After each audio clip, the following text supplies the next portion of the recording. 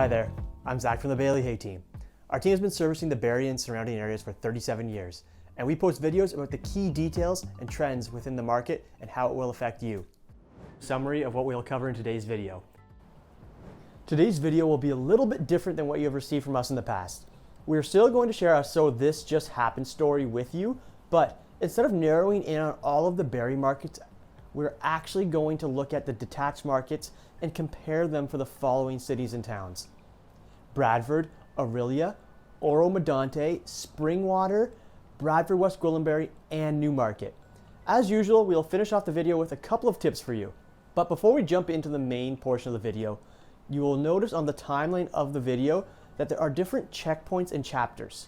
This will allow you to skip to whichever part of the video you would like to see at any time. We'll also have the chapters time-stamped in the description of this video as well. So this just happened. The craziest reported sale in Barrie's history. Our eyes almost popped out of our heads on this one. List price was $1,059,999, and get this, the reported sale price was $12 million. We couldn't believe what we saw. Okay, clearly this was a typo and they fixed the mistake later. It actually sold at $1.2 million, which is more in line with the typical sales data we've seen in the last year. I wanted to touch on a topic that often comes up amongst our conversations with our clients and people that we meet in regards to this market. The sentence we hear a lot is, yes, I can sell for a great number, but I also have to buy back into this market. This is true. However, what is overlooked due to the prices rising is that this is true of every market. We just have a hard time wrapping our heads around these prices. Back a few years ago, if you sold at $450,000, you may buy back at $600,000. Today, you may sell at $850,000 and buy back at $1 million. Even if you want to look at it from a percentage viewpoint, going from $450,000 to $600,000 is 33% higher. $850,000 to $1 million is only 18%. People are still moving in this market. In the last 3 months in Simcoe County, there have been 775 homes sold, which shows us people are in fact still moving, and I think it would be fair to assume the majority of people who sold those homes ended up buying a place afterwards. If you're not sure about selling but curious what your house would go for, feel free to go to pricemyhomenow.ca. If you do list with us, we also offer a cancel anytime policy, so you're never stuck or committed to sell just because you list.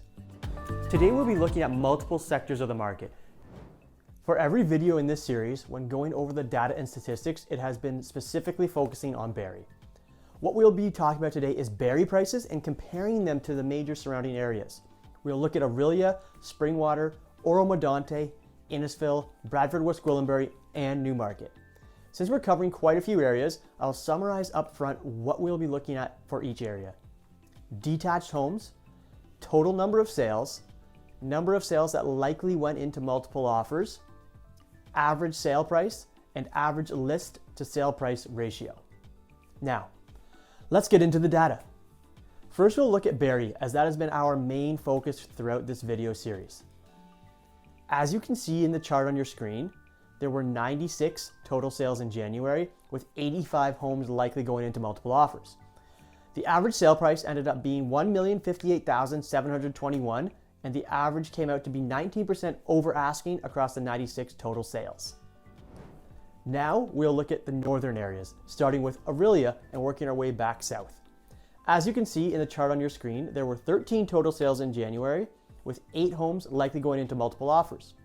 The average sale price ended up being $865,699, and the average came out to be 8% over asking across the 13 total sales. The next area we look at is Oro-Medonte. When looking at Oro and Springwater, there are properties that are quite large, which lead to typically higher sale prices. There were 12 total sales in January, with 8 homes likely going into multiple offers.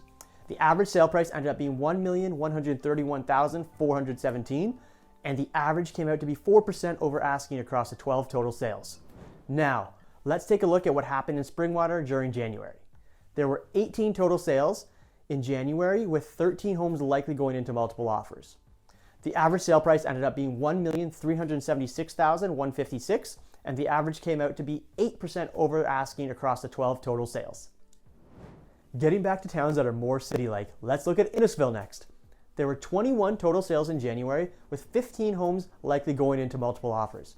The average sale price ended up being $1,224,491, and the average came out to be 11% over asking across the 21 total sales.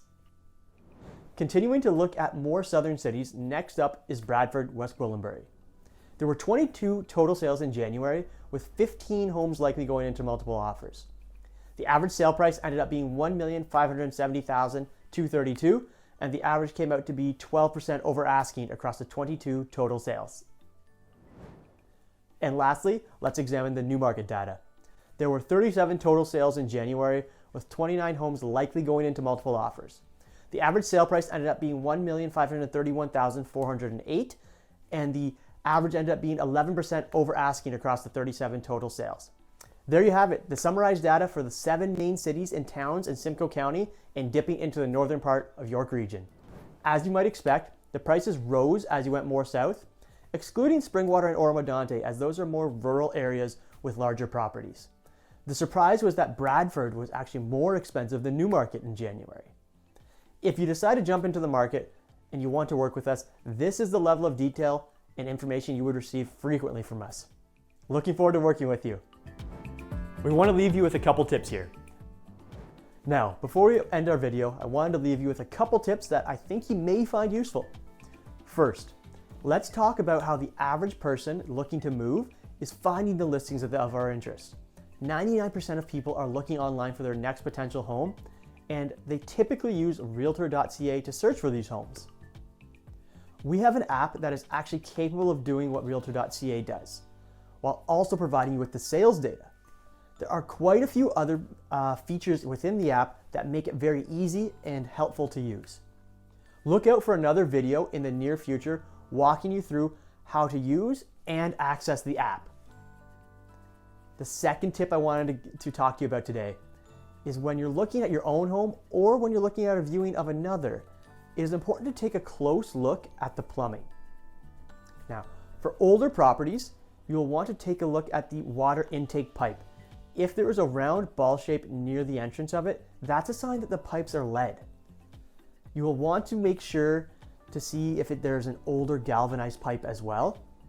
And careful about bigger trees in the front part of your yard, as it's possible roots may be running into the pipes. On the interior, take a look for discoloration and bubbling paint, as those can be signs of leaking. You will also want to check each water source for leaks, water pressure, and temperature.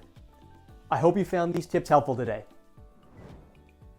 If you're looking at making a move this year, let's have a chat and we can analyze the market segment you're looking at so you can have the greatest chance of achieving your outcome. Connect with us whenever you feel comfortable, and we would be happy to chat with you. Thank you for listening to our video today, and if you have any questions, please feel free to reach out to us at any time. Looking forward to helping you and the people you care about every step of the way. Follow us to stay updated.